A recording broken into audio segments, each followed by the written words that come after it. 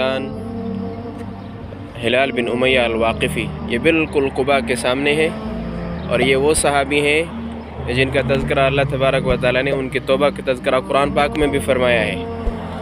وعلى الثلاثة الذين خلفوا حتى إذا ضاقت عليهم الأرض بما رحبت۔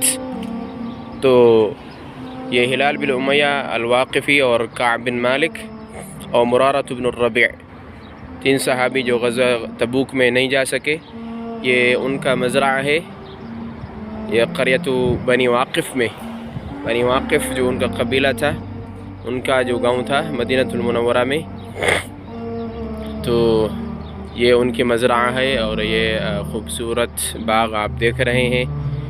تو اس میں جو ہے وہ باڑ لگا کے اب اس کو بند کر دیا گیا ہے، اندر جانے کا راستہ نہیں ہے۔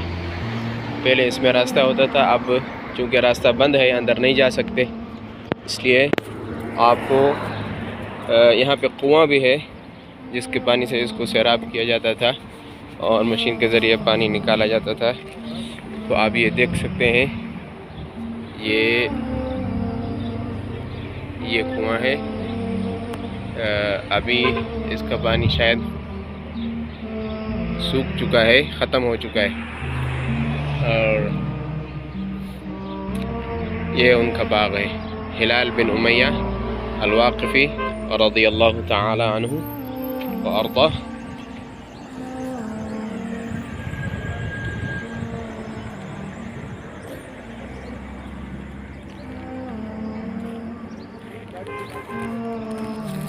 یہاں سے آپ دیکھ سکتے ہیں کہ یہ وہ کنواں نظر آ رہا ہے۔